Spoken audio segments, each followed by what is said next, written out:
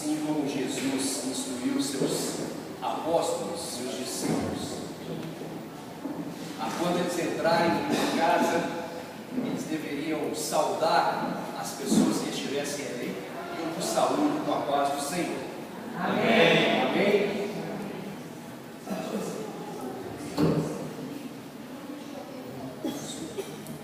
Eu estou alegre em voltar aqui a esta igreja.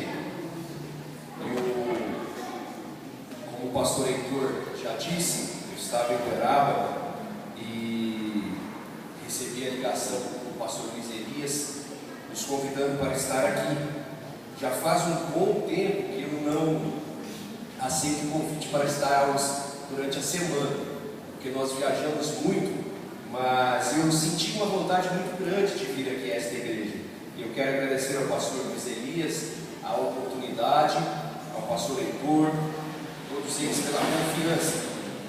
E eu acho interessante uma coisa. Alguma coisa tem nisso, não sei o que, mas eu sinto uma comunhão muito grande com vocês. Eu me lembro quando o irmão Carlos Valença, nosso amigo, me ligou há um tempo atrás, pastor Luiz Elias, e nos convidou para ministrar ali no Sal da Terra da Centro-Oeste. Quando eu cheguei naquela igreja, eu me senti em casa. Eu falei, que coisa gostosa. E eu acho que eu não contei para vocês ainda, há muitos anos atrás, eu não me lembro se eu estava afastado dos caminhos do Senhor, mas eu estava no aeroporto aqui no Uberlândia, e eu não sei quem era que iria viajar, se era o Paulo Júnior, se era o Galvão, mas eles se abraçaram no saguão do aeroporto e oraram. Ali fizeram uma oração, tinha umas 4 pessoas, e eu olhei aquilo e eu falei, mas que coisa linda. Algum deles iria embarcar, e eles oraram ali uns pelos outros, e aquilo me chamou muita atenção. Depois de muitos anos, nós estávamos ali no Sal da Terra Centro-Oeste, e lembrando disso, falei, poxa, que coisa interessante. Deus sabe o motivo pelo qual a gente presencia algumas coisas, e muitos anos depois, ou algum tempo depois, nós vamos usar isso para edificar alguém. E eu quero lembrá-los que estão aqui as pessoas que precisam estar, fiquem em paz, descansem na presença do Senhor. Deus tem uma palavra para nós. Amém? Amém. Eu quero convidá-los a abrir as Bíblias no Evangelho de Jesus Cristo segundo Lucas. Evangelho de Jesus segundo Lucas. Vamos ler Lucas capítulo 15, do versículo 11 a seguir. Um texto muito conhecido por todos aqueles que gostam de Bíblia, de ler a palavra do Senhor. Lucas capítulo de número 15, versículos de número 11 a seguir. Os irmãos encontraram? Amém? Diz-nos assim a palavra do Senhor. E disse: um certo homem tinha 2 filhos, e o filho mais moço deles disse ao pai: pai, dá-me a parte da fazenda que me pertence. E ele repartiu por eles a fazenda. E poucos dias depois, o filho mais novo, ajuntando tudo, partiu para uma terra longínqua, e ali desperdiçou a sua fazenda, vivendo dissolutamente. E havendo ele gastado tudo, houve naquela terra uma grande fome, e começou a padecer necessidades. E chegou-se a um dos cidadãos daquela terra, o qual o mandou para os seus campos apacentar porcos, e desejava encher o seu estômago com as bolotas que os porcos comiam, e ninguém lhe dava nada. E caindo em si disse: quantos trabalhadores de meu pai têm abundância de pão, e eu aqui pereço de fome? Levantar-me-ei e irei ter com meu pai, e dir-lhe: pai, pequei contra o céu e perante ti, já não sou digno de ser chamado teu filho. Faze como um dos teus trabalhadores. E levantando-se foi para o seu pai, e quando ainda estava longe, viu o seu pai, e se moveu de íntima compaixão, e correndo, lançou-se ao pescoço e beijou. E o filho lhe disse: pai, pequei contra o céu e perante ti, e já não sou digno de ser chamado teu filho. Mas o pai disse aos seus servos: trazei depressa a melhor roupa, e vestiu, e ponde-lhe um anel na mão e sandálias nos pés.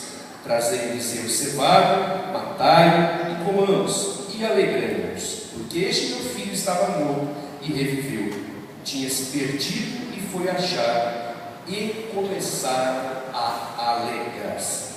Amém? Amém. Amados irmãos, a Bíblia nos Evangelhos, ela é recheada de parábolas.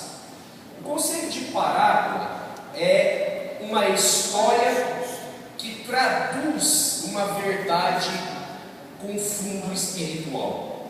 E Lucas foi o campeão em escrever parábolas. Jesus ele ensinava várias vezes através das parábolas. E se você ler o Evangelho de Jesus segundo Lucas, você vai contabilizar 32 parábolas. E é interessante que sempre essas parábolas são usadas com um fundo espiritual, para mostrar uma verdade espiritual. E especialmente nesse texto, que tem o título de A Parábola do Filho Pródigo, ou Filho Perdido, ela nos conta a história de um homem que tinha 2 filhos. E a Bíblia nos mostra que o filho mais moço, ele decidiu antecipar uma parte da sua vida. E a Bíblia diz que ele chega para o seu pai e disse: pai, me dá hoje o que um dia seria meu. Corta um pedaço da minha história e traz para mim hoje tudo aquilo que o Senhor me daria no futuro. Eu quero hoje, pai. E é interessante, a Bíblia não fala nada a respeito do filho mais velho, mas a Bíblia frisa que o mais moço deles diz ao pai. E é interessante que quando a Bíblia fala que o mais moço disse ao pai, nós temos diversas interpretações. Mas eu quero trazer hoje, nesta noite, para nós que estamos aqui, uma palavra baseada no seguinte tema: as 3 características que são marcantes nas pessoas desapontadas e descontentes. A Bíblia não nos conta o motivo pelo qual o filho mais moço, que estava em idade de produção, quando ela fala que é o filho mais moço, consequentemente, e com quase toda certeza, este jovem estava na época áurea da sua vida, a época de produzir, a época de dar fruto, a época de mostrar serviço, mostrar trabalho, a época de aprender com o pai e colocar em prática aquilo que ele havia aprendido com o pai. Mas por alguma circunstância, quem sabe por não estar vivenciando na sua vida algo que ele estava gostando, e o jovem tem muito essa característica de ser afoito, ansioso, depender muito das circunstâncias. E trazendo para o lado espiritual, o jovem na fé, ele faz exatamente isso, ele oscila muito. Uma hora ele está bem, outra hora ele está mal. Uma hora ele está cheio de fé, outra hora a fé dele está completamente abalada. Falta para ele experiência de vida, falta para ele experiências com Deus, falta para ele caminho a ser percorrido. E esse jovem do texto de Lucas capítulo 15 chegou para o pai e fez algo que mudou a trajetória da vida dele drasticamente. Com certeza ele estava desapontado com alguma coisa que estava sendo vivenciada. Com certeza ele estava desgostoso com alguma coisa que estava acontecendo ali na sua família. E a primeira característica que eu quero frisar nesta noite, que é muito comum as pessoas que estão desapontadas com alguma coisa, desesperadas com alguma coisa, desestimuladas com alguma coisa, é querer antecipar o futuro. É como se aquele jovem tivesse olhado para o pai e dito: pai, me dá agora tudo que o senhor vai me dar daqui a 20 anos, porque geralmente, por regra, herança se dá quando o pai morre, salvo raríssimas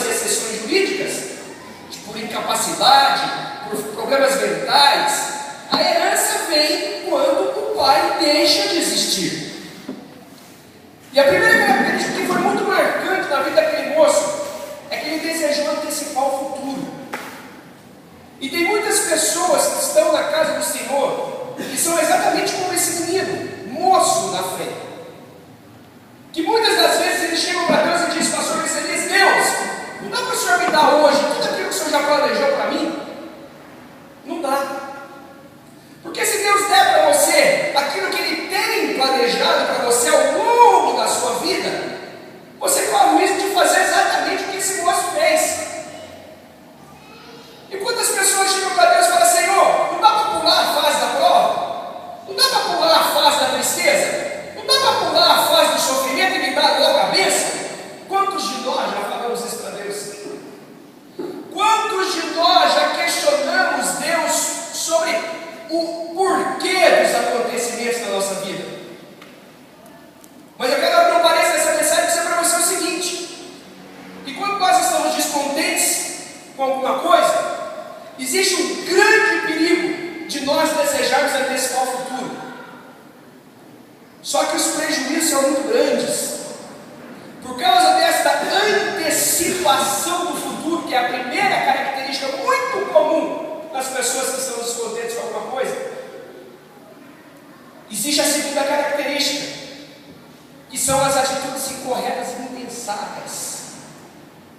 Todas as pessoas que estão insatisfeitas com alguma coisa, se eles não são dirigidos por Deus, e nesse caso ele não foi dirigido pelo pai dele, ele tomou a decisão sozinho. Ao invés de parar, respirar, agir de forma racional, não. Ele quebrou todo o protocolo, pastor Miselis. Ele quebrou tudo aquilo que era normal. E chegou para o pai e falou: me dá agora. Me dá agora. Atitudes incorretas e impensadas. Quantas das vezes eu e você, por não estarmos gostando da situação, nós tomamos algumas decisões que vão afetar o nosso futuro para o resto da nossa vida. E aqui nós separamos dois tipos de pessoas: as pessoas que já tomaram as decisões e por isso hoje sofrem, e as pessoas que estão prestes a tomar decisões. E o Senhor nos trouxe aqui para dizer para você: não faça, não vá, não arrisque, não faça dessa forma, espere mais um pouco. As coisas vão acontecer naturalmente na sua vida. Se nós observássemos o conselho de Deus em todas as coisas, nós seríamos muito mais prósperos, nós seríamos muito mais abençoados, nós seríamos muito mais agraciados por Deus. Mas a gente às vezes chega para Deus e fala: Deus, eu quero agora.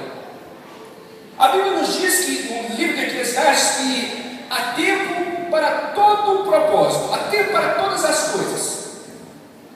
Ou tudo, em outra tradução, tudo tem o seu tempo determinado. E há tempo para todas as coisas. Há tempo para nascer e há tempo para morrer. Há tempo para plantar e há tempo para colher. Então, se você está na época da semeadura, meu irmão, aproveite o tempo da semeadura. Semeie frutos bons, semeie frutos de alegria, porque aquilo que você plantar, você vai colher. A lei da semeadura que Paulo escreve aos Gálatas, no capítulo 6, versículo 7, não erreis. Deus não se deixe escarnecer, porque tudo que o homem plantar, ele vai colher. Aleluia. E o que você tem plantado na sua vida? Será que a ansiedade está crescendo como um ramo forte, com raiz aprofundada? Nós vivemos uma época onde crises de ansiedade. Eu sou extremamente ansioso, faz parte da minha personalidade. Mas a ansiedade é boa até o limite que ela te prejudica.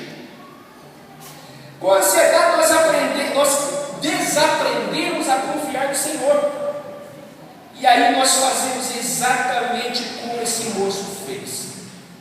Abandonamos a casa do Pai, abandonamos a tutoria do Pai. O tutor é aquele que toma conta, aquele que investe, é aquele que capacita, é aquele que prepara para a vida que vai vir.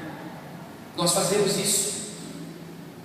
A segunda atitude das pessoas desapontadas e descontentes é exatamente isso: tomar atitudes incorretas e impensadas. Aquele jovem saiu da casa do pai, foi experimentar a vida longe da casa do pai, distante da casa do Senhor. E ele começou a gastar tudo aquilo que o pai havia dado para ele.